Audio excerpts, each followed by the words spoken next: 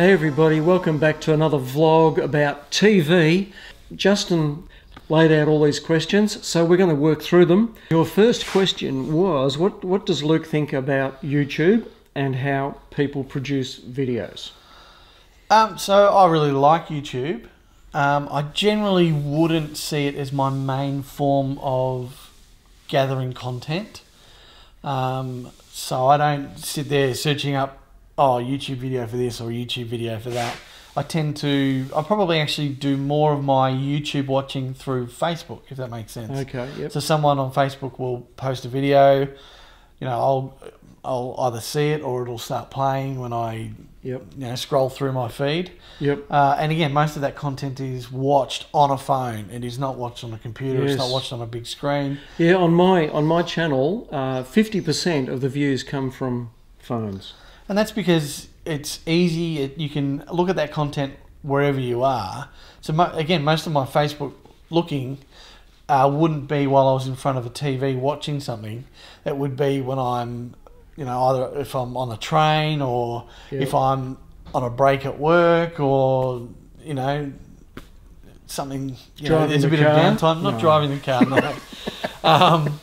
But maybe first thing when you get up in the morning, you might have a quick look, what's kind of happening in the world. Yes. It is becoming a kind of a place where Facebook is delivering our news. News, yeah. But so we're also getting friends and family news plus, which is essentially when you're saying this is what I'm doing, you're broadcasting family news or friend news.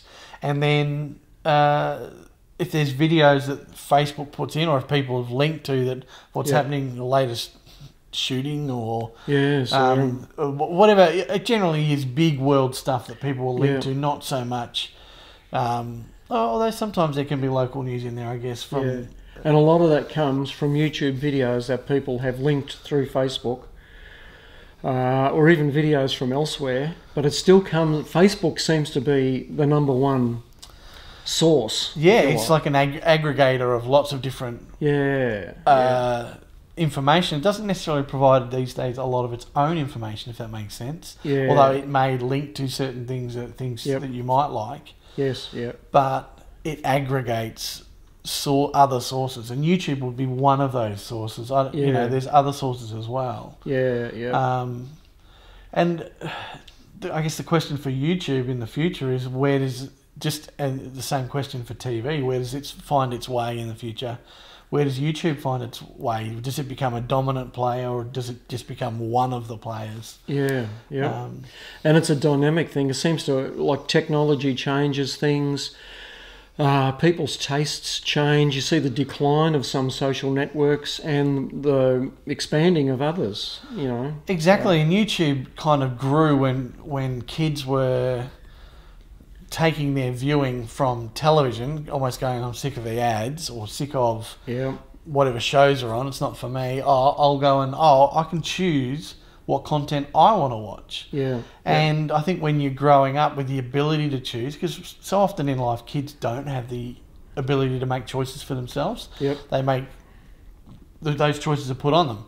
When we were kids, we had one TV and whatever the family was watching is what you had to watch. You didn't have a choice about, I want to watch something else. But we're watching this. And you could put in your 2 cents, but it doesn't mean. But so then someone could go, well, I don't want to watch the TV. I'm going to go to the computer and watch what I want to watch. Suddenly, and it's almost a bit of a selfish decision. So it takes away from the family unit, takes away from your friend unit. You're not doing something together. You're now choosing to do something on your own. And that has allowed YouTube to flourish because people can make their own choice to watch what they want to watch. But of course, the flip side of that is that people that are making the content don't have to make money in order for the content to exist and be alive and even get views. So therefore, you can watch a video that has no production standards, but it might be of someone falling over, and it's just taken on. It could be the worst camera in the world, And as long as the content is funny and it's only 5 seconds or 10 seconds or however long, it will get views. Yeah, so content is king, along with storyline. Yeah, well, story is king, as George Lucas. And, I mean, it's been. I mean, when you study story, you realise that the art of telling a good story has been with us as long as there's been humankind. So even in a YouTube video, we need to still tell the story, either 1 minute, 3 minute, 5 minute, 10 minute, whatever it is. Story is got to have a story there. Yeah. Question number 2.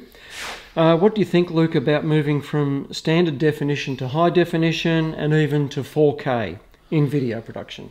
I love it. The best thing about moving from standard def to high def for me was also the move from a 4:3 frame to a 16:9 frame. Yep. And I mean, this is not anything new. Film did this originally. So film originally was more a standard kind of 4:3 shape, and that's essentially why TVs probably were made that shape. I think it may also have had to do with just the physics of creating more of a square shape with a CRT was easier than making a wider screen CRT, which is the old tube televisions. Right. Okay, yep. So, sorry, I lost my thought for a second there. So we moved, so just as films did it in the, I think it was probably the 50s, and they started to shoot in more of a wider screen. Okay. We've done it now in television, and it is a much more pleasing way for our eyes to view content in 16:9. Yeah. The reason for that is because we've got two eyes that are separated, you know, in the same direction. That the screen is wider, our eyes are wider, therefore our view is wider rather than higher. Yeah, that makes sense. Yep. So, and of course, movies have gone even flatter. Making it more rectangular. Yeah, well, they now can shoot anywhere up to what they call 2.335 or even wider than that still, and that's basically just a ratio of 1 up versus 2.4 even in width. Right. But again, that is you're looking at a big screen and it fills your whole field of view. Yeah. You know, our eyes almost see 180. Right.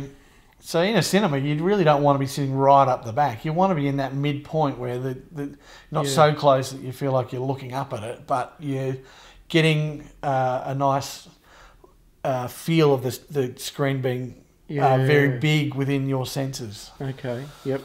And thinking about 4K in that, more definition, better colour. Our eyes, colour is always, I mean, our eyes see amazing depth in colour. Right. We see amazing richness in black areas, and that's because we have rods and cones.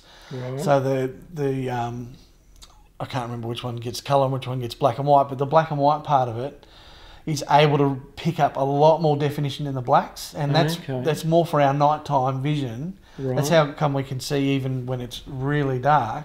Yes. Is because we've got that ability to see black and white in a lot more detail. But that helps us when we're looking at a general thing and there's a dark area, we can see a lot more detail in those dark areas. Okay. So our eyes are brilliant. Like they're still far better than any camera. So 4K is not the same as our eyesight, still but it's a lot... Oh yeah, it's getting... on the way. Yeah, and it is amazing if you watch something in 4K, just the detail that you get. If you see moving water, you can see every bit of movement in the water. It does help it feel more real.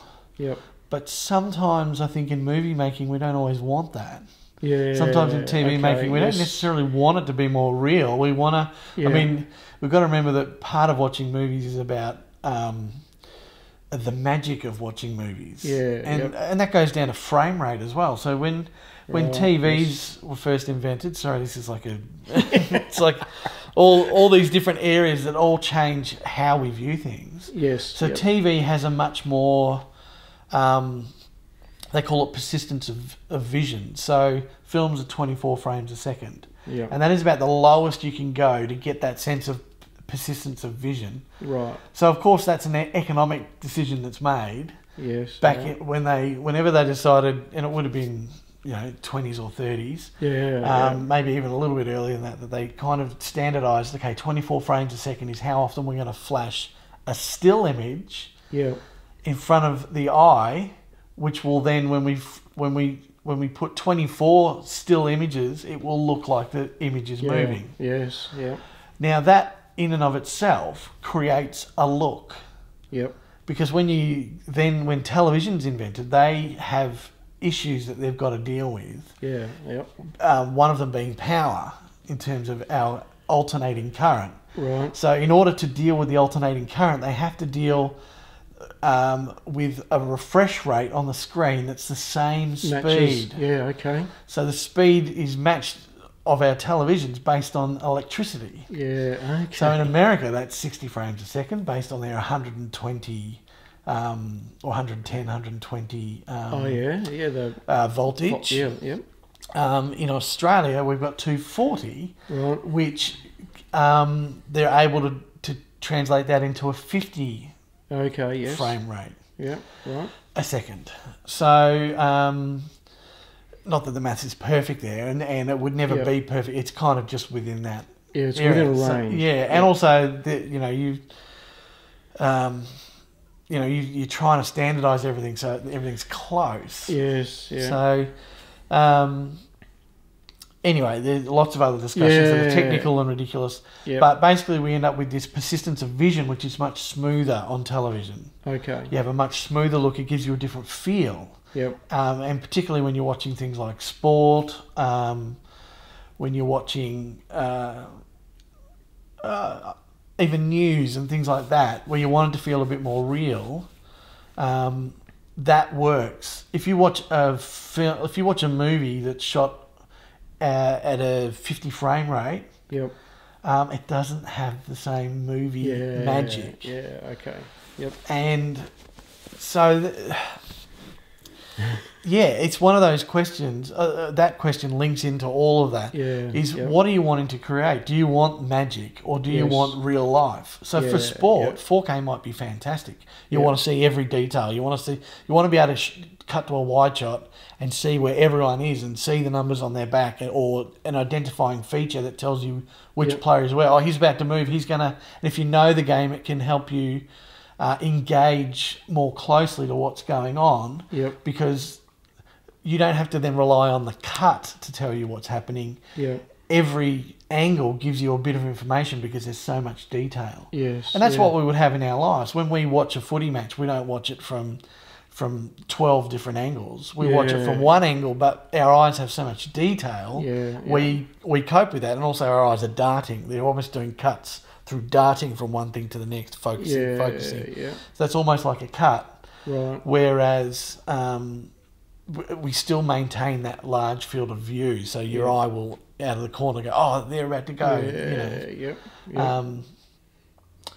So it will make actually cutting sport easier, right? Because you won't have to tell that story from one person's perspective, being the director's perspective. Yes. You can allow the cut to sit a bit wider and allow everyone to to make their own view of what's going on. Yeah. You still will have to make editorial decisions. I think it would be very bland to just sit on the wide shot. Yeah. But as they get more streams, the wide shot may be something that you could choose to watch if you wanted to. And you would then still just take in whatever is in that frame. It would never, I don't think they'd ever just have it so 4K wouldn't be good enough resolution to just have a big wide shot of the whole stadium. Right, yep. So 4K is coming, but it's still... 4K will not be in Australia for a long time. Okay. I don't think technically... We've only just gone to 1080, really. Yeah. Now, from a broadcast point of view, it's too expensive. Right. That said, yep. If all... like some of the reality shows or things shot single camera, yep, those things could be produced in 4K to protect them for the future. Okay, yes. But in terms of them being broadcast in 4K, that won't happen... for quite a ways yet. Yeah. I think the future for 4K will be the internet, and once the internet gets up to speed where it can cope with 4K and multiple streams of 4K, then you'll start to see TV providers actually abandoning the old radio waves, and they'll move to a fully digital way of providing content, and that's, I think, where we will end up going. Yeah, okay. It won't be, you won't, but that also has a question for rural areas and areas that may not be able to get good internet coverage. Yes. Where at the moment they've got standard television, you know, both standard and HD, which can be covered via radio frequencies. That will change. Yeah, okay. So like everything else, it'll keep changing, but the going 4K might be a long way off. Yeah, you'll see it far more in smaller productions. Obviously, movie productions are all already 4K or above. Yep. And they'll do that to maintain. The movies, particularly big budget movies, will always be shot at whatever highest resolution they can maintain, because they want to protect their content for the furthest, for the longest part into the future. Yeah. Hey everybody, it seems there's a lot of information to come out of these seemingly simple questions, so I've actually broken the video up into several different sections, so stay tuned for number 2 coming up very soon.